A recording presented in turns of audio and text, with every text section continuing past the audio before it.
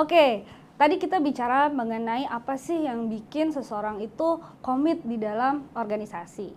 Lanjut ya ke pertanyaan kedua tentang bagaimana mengelola organisasi walaupun ini organisasi non-profit tapi kita tetap harus menjalankannya secara profesional.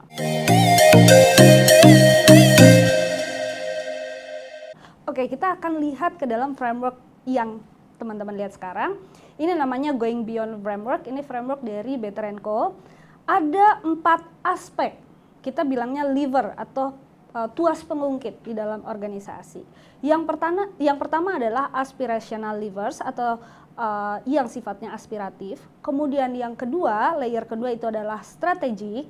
Yang ketiga itu adalah eksekusi. Yang keempat adalah performance. Kalau di sini tulisannya masih business performance, tapi nggak masalah. Di dalam organisasi apapun pasti menginginkan sebuah outcome. Jadi nggak harus bisnis ya. Performance dari organisasi itu seperti apa. Nah, kurang lebih organisasi itu semuanya punya 4 tuas pengungkit ini.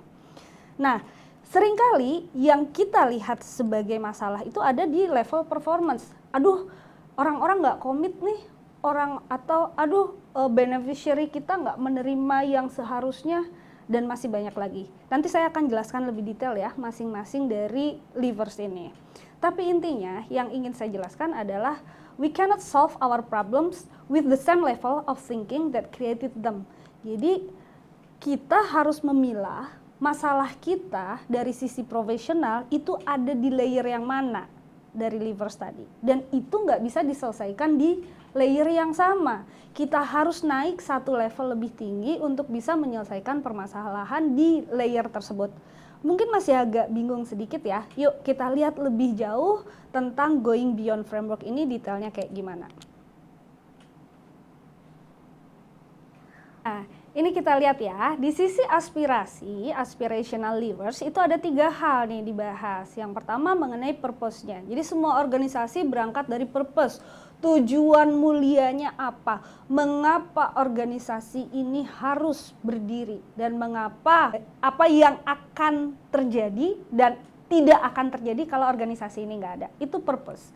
Kemudian ada visi, misi, dan juga ada value tadi ya. Value itu adalah cara kita hidupnya, nilai-nilai apa yang akan kita pegang. Di bawah aspirasi itu ada yang namanya strategik. Dari purpose, visi, misi, value, terus strategi kita untuk mencapai purpose itu kayak apa sih? Nah, di layer ini ada strategi. Kalau dari sisi bisnis itu ada bisnis model. Kalau nanti kita akan lihat sama-sama untuk yang sifatnya non-profit punya bisnis model nggak sih? Punya, namanya bisnis model Canvas khusus untuk non-profit organization.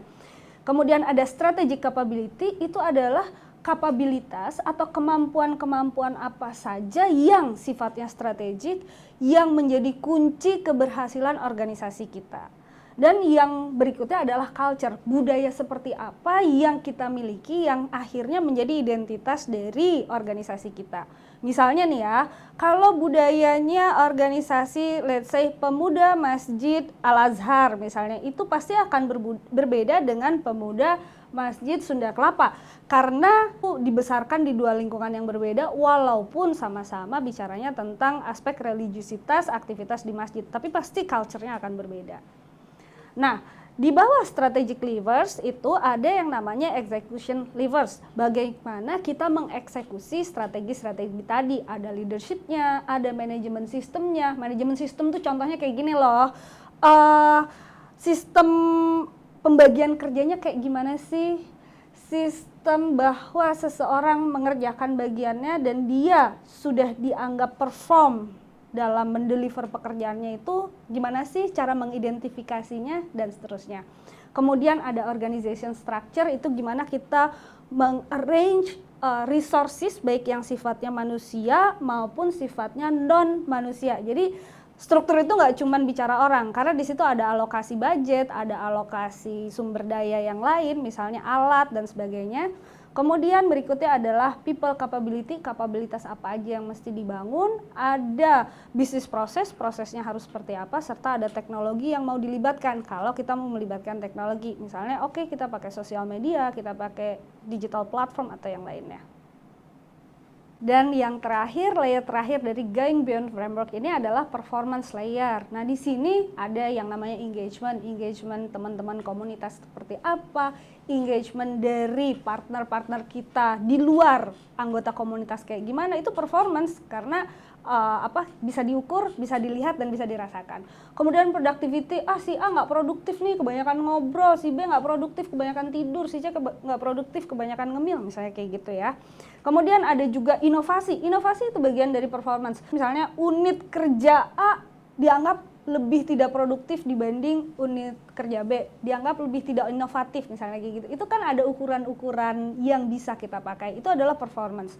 Kemudian ada stakeholder satisfaction. Bagaimanapun juga semua organisasi bahkan non-profit sekalipun pasti punya stakeholders kan, ada pemangku kepentingan mulai dari anggotanya, foundernya, lingkungan yang terdampaknya, bahkan mungkin kalau misalnya nanti teman-teman komunitasnya sudah memperoleh funding dari badan tertentu, dari lembaga tertentu, atau dari individu pun mereka menjadi stakeholders teman-teman. Dan tingkat kepuasan stakeholders itu tentu harus kita jaga, harus kita kelola agar antara ekspektasi dia dengan ekspektasi kita sebagai pengelola organisasi itu bisa ketemu di tengah gitu. Dan kemudian ada juga di sini yang sifatnya impact terhadap beneficiary atau penerima bantuan kita. Kalau misalnya kita melakukan bantuan, penerima ilmu, misalnya kalau kita berbagi ilmu komunitasnya, itu impactnya seperti apa. Itu adalah layer performance, semuanya bisa diukur. Nah, orang sering datang dengan isu-isu yang sifatnya performance. Aduh, engagement saya rendah nih, anggota yang asalnya 100 sekarang kalau diajak ketemuan yang datang cuma 10. Dari 10 yang datang 5 tidur, dari 5 yang nggak tidur, yang 3 sambil main HP, cuma 2 aja saya sama dia yang ngobrol. Nah kayak gitu, itu kan engagement ya, jadi itu performance sesuatu yang bisa diukur. Kenapa orang munculnya dengan isu-isu performance? Karena itu yang paling kelihatan gitu, yang paling kerasa dan bisa diamati. Sama aja kayak orang ke dokter, itu pasti datangnya, Pak Dokter saya sakit kepala, agak nggak enak perut, mual-mual dan seterusnya. Jadi dia datangnya dengan symptoms. Performance layer ini bicaranya mengenai symptoms. Nah gimana menyelesaikan aspek performance? Tentu kita harus lihat layer-layer di atasnya. Karena tadi ya, kita nggak bisa nyelesain masalah di tempat masalah itu dibuat. Jadi kita naik, jangan-jangan ada yang salah nih di deliver eksekusinya atau di strategiknya atau di aspirasinya. Kayak gitu.